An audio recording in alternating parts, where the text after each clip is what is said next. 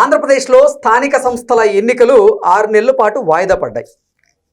ఆంధ్రప్రదేశ్లో స్థానిక సంస్థల ఎన్నికలు వాయిదా పడ్డానికి గల ప్రధాన కారణం ఏంటి, దాని వెనుకున్నటువంటి వ్యూహం ఏంటనేది ఒకసారి మనం పూర్తి స్థాయిలో విశ్లేషణ చేసుకుందాం. ప్రస్తుతం మనతో పాటున్నారు ప్రముఖ రాజకీయ విశ్లేషకులు, ప్రముఖ సీనియర్ జర్నలిస్ట్ సిఎస్ రావు గారు. వారితో మాట్లాడదాం. సార్ నమస్తే. సార్ నమస్తే. ఆంధ్రప్రదేశ్లో స్థానిక సంస్థల ఎన్నికల్ని 6 నెలల పాటు వాయిదా వేశారు. ఏంటి అసలు వాయిదా పడ్డానికి గల ప్రధాన కారణం ఏంటి, ఈ వాయిదా వేయడం వెనుకున్నటువంటి వ్యూహం ఏంటి అంటే ఏం చెప్తారు సార్? వాయిదా అని ఎందుకు అంటున్నాను అంటే, యాక్చువల్గా జనవరిలో నోటిఫికేషన్ ఇస్తారు, ఫిబ్రవరి మార్చి కల్లా elections, panchayat elections, MPTC elections, municipal elections ముగిచ్చేసేయాలి, మ్యాక్సిమం ఏప్రిల్ కల్లా అయిపోవాలని చెప్పేసి అనుకున్నారు. ఆ న్యూస్ మనం డిసెంబర్లోనే విన్నాం. ఎందుకు విన్నామనంటే అప్పటికే ఓటర్ లిస్ట్ రెడీ అయిపోయింది అని చెప్పి రాష్ట్ర ఎన్నికల కమిషన్ చెప్పేసింది. నీలం సాహ్ని గారు రాష్ట్ర ఎన్నికల కమిషనర్గా ఉన్నారు. ఆవిడన్నీ ఏర్పాట్లు అయిపోయినాయి, ఎన్నికలు నిర్వహించడానికి మేము సిద్ధమే అని చెప్పేసి ఆవిడ చెప్పారు. చెప్పిన వెంటనే ఒక జనవరిలో నోటిఫికేషన్ వస్తుంది. జనవరిలో నోటిఫికేషన్ రాగానే ఎలక్షన్స్ జరుగుతాయని చెప్పేసి అందరూ ఎక్స్పెక్ట్ చేశారు.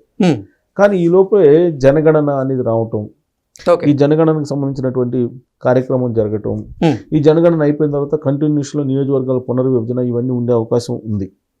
ఇవన్నీ అయ్యేటప్పటికి 2027 అలా వచ్చే ఛాన్సెస్ ఉన్నాయి.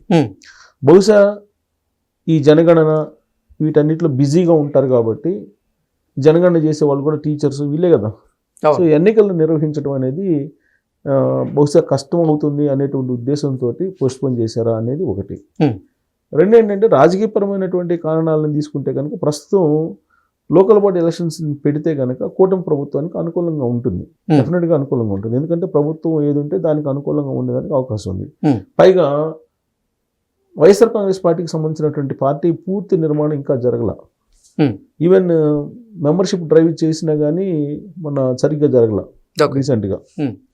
అలాగే కోటి సంతకాలు పీపీ మోడల్ మెడికల్ కాలేజీలకు పెట్టమంటేనే పూర్తి స్థాయిలో ముందుకు రాలి. అందుకే గవర్నర్ దగ్గర అపాయింట్మెంట్ 2-3 సార్లు తీసుకున్నారు, ఒకసారి కాదు.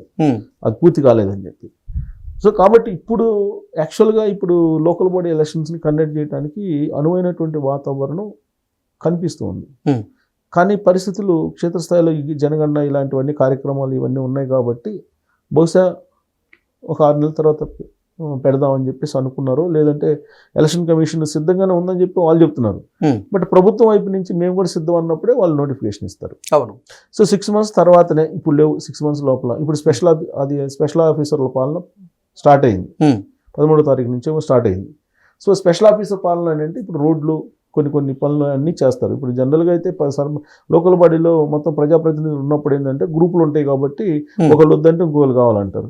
అదే స్పెషల్ ఆఫీసర్ పాలన అనుకోండి, ప్రభుత్వం నిధులు విడుదల చేస్తుంది, ఇమీడియట్గా చేసేస్తారు. సో ఇవన్నీ పనులు ముందు చేసేసి తర్వాత ఈ 6 నెలల పాటు చేసేసి తర్వాత ఎలక్షన్కి వెళ్దాము అని చెప్పేసి అనుకోని ఉండొచ్చు. లేదు అని అంటే అసలు పునర్విభజన కూడా జరగాలి కాబట్టి, నియోజకవర్గాల పునర్విభజన కూడా జరగాలి కాబట్టి ఇవన్నీ అయిపోయిన తర్వాత 2027-28 మధ్యలో పెడదామని చెప్పేసి అనుకోవచ్చు. ఎందుకంటే 29లో ఎలక్షన్స్. యాక్చువల్గా ఎలక్షన్స్ ముందు లోకల్ బాడీ ఎలక్షన్స్ పెట్టాలి. 2019లో కూడా ఎలక్షన్స్ పెట్టాలి, లోకల్ బాడీ ఎలక్షన్స్ యాక్చువల్గా పెట్టాలి. 2017 ఆ ప్రాంతాన్ని పెట్టాలి, కానీ పెట్టాల. 2018లో కనుక లోకల్ బాడీ ఎలక్షన్స్ కనుక నిర్వహించినట్టయితే అసలు తెలుగుదేశం పార్టీ బలం ఎంత కూడా తెలిసిపోయినది 2019 ఎలక్షన్ నాటికి. కానీ అప్పుడు పెట్టకుండా వాయిదా వేస్తూ వచ్చారు. ఆ వాయిదా వేయటం కారణంగానే 2019 ఎన్నికల్లో ప్లస్ పాయింట్ అయింది వైఎస్ఆర్ కాంగ్రెస్ పార్టీకి. జనరల్గా లోకల్ బాడీ ఎలక్షన్స్ పెట్టినప్పుడు అక్కడ ఫీడ్బ్యాక్ రావడానికి అవకాశం ఉంటుంది. లోకల్గా ఉండేటువంటి క్యాడర్ స్ట్రాంగ్ అయిపోతుంది, క్యాడర్ కూడా స్ట్రాంగ్ అయిపోతుంది. నువ్వు అటు నేను ఇటు అన్నట్టు ఉంటుంది. సో అదంతా అలర్ట్ అవుతారు. కానీ ఆ రోజు చంద్రబాబు నాయుడు గారు ఏమనుకున్నారంటే, నేను అన్ని రకాలుగా అభివృద్ధి చేశాను, రాజధానికి సంబంధించినటువంటి నిర్ణయం తీసుకున్నాను, సంక్షేమ పథకాలు అందిస్తున్నాను, రోడ్లు వేస్తున్నాను, 80% పీపుల్ నా వైపు ఉన్నారని చెప్పి అనుకున్నారు ఆయన 2019 ఎలక్షన్ ముందు. ఆ కారణం చేత ఆయన ఎలక్షన్కి ఖచ్చితంగా గెలుస్తాననే ఉద్దేశంతో ఆయన వెళ్ళారు. తర్వాత ఏం జరిగిందని అందరికీ తెలుసు. జగన్మోహన్ రెడ్డి రావటం, 2019 నుంచి 2024 వరకు జగన్మోహన్ రెడ్డి గారి పరిపాలన చూసిన తర్వాత చంద్రబాబు నాయుడు గారికి మళ్ళీ 164 మంది ఎమ్మెల్యేలతోటి కూటమి ప్రభుత్వం తరఫు నుంచి ముఖ్యమంత్రి అయ్యే అవకాశం కల్పించారు. అది ఇప్పుడు సంక్షేమ పథకాలని ఆయన అమలు చేస్తున్నారు. 2024 ఎన్నికల సందర్భంగా ఇచ్చినటువంటి హామీలు ఏవైతే ఉన్నాయో ఆ హామీలకు అనుగుణంగా సంక్షేమ పథకాలను తూచా తప్పకుండా పాటిస్తున్నారు. ఇచ్చినటువంటి సమయానికి పెన్షన్లు ఇస్తున్నారు, 1వ తారీఖు పెన్షన్లు ఇస్తున్నారు. ఇంతకుముందు 1వ తారీఖు అయితే ఇచ్చేవాళ్ళు కాదు కదా. ఒకటో తారీఖు పెన్షన్లు ఇస్తున్నారు. అది కూడా ఆయన చెప్పినట్టు 4,000 రూపాయల నుంచి 15,000 రూపాయల వరకు వికలాంగులకు కానీ, లేదంటే కిడ్నీ బాధితులకు కానీ, లేదంటే వృద్ధులకు కానీ, ఒంటరి మహిళలకు కానీ, వీళ్ళు రకరకాలుగా 4,000 నుంచి 15,000 దాకా ఇస్తున్నారు పెన్షన్స్. అవునా? ఆ తర్వాత అన్నదాత సుఖీభవ పడిందా అందరికీ? కరెక్ట్గా ఏ రోజు అయితే అన్నదాత సుఖీభవ 13వ తారీఖు పడుతుంది అన్నారు, 13వ తారీఖు అందరికీ అకౌంట్లో పడిపోయింది డబ్బు. సో గతంలో అలా కాదు, స్కీములు బటన్ నొక్కేవాళ్ళు, బట్ అమౌంట్ లేటుగా పడేవి. కొంతమంది పడను కూడా పడలా, కొంతమంది పడేవి. ఓకే. కానీ ఇవాళ ఆ పరిస్థితి అది కాదు. ఇప్పుడు మహిళలకు ఉచిత బస్సు ఇస్తున్నారు.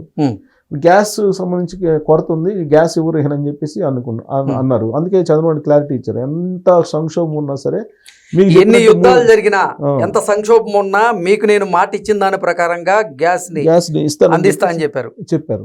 తల్లికి వందనం ఇస్తున్నారు, 1,500 రూపాయలు ఇస్తా ఉంటున్నారు.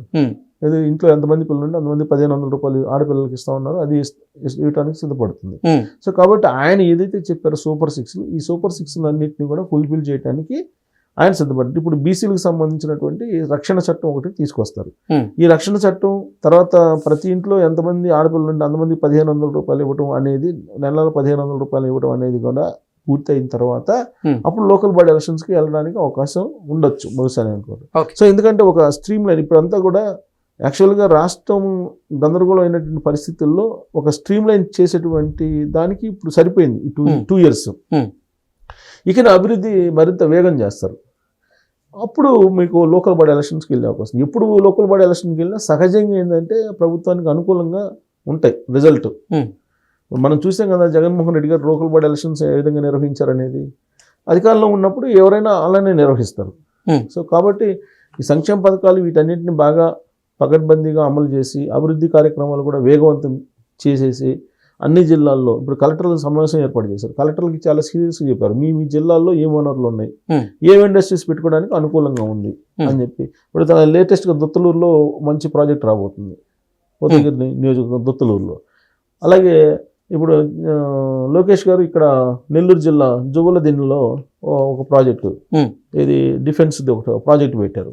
సో ఇట్లా ప్రతి ప్రాంతంలో కూడా ఏదో ఒక ఇండస్ట్రీ పెట్టి దాన్ని చూపించి ప్రజల మన్ననలు పొంది వీలున్నంత వరకు ఏకగ్రీవాలుగా ఎలక్షన్స్లో మొత్తం ఏకగ్రీవాలు, సర్పంచులు కానీ, జడ్పీటీసీలు కానీ, ఎంపీటీసీలు కానీ వీళ్ళందరూ ఏకగ్రీవంగా అయ్యేటట్టు చివరి ఎన్నిక వైఎస్ఆర్ కాంగ్రెస్ పార్టీకి లోకల్ బాడీ ఎలక్షన్స్ అన్నట్టుగా కావాలి అనేటువంటి ఒక పెద్ద వ్యూహంతో చంద్రబాబు గారు మరొక 6 నెలల పాటు ఈ 6 నెలల పాటు ఈ లోకల్ బాడీ ఎలక్షన్స్ని పోస్ట్ పోన్ చేసి ఉంటారు అనేది తెలుగుదేశం పార్టీలో అంతర్గతంగా జరుగుతున్నటువంటి చర్చ.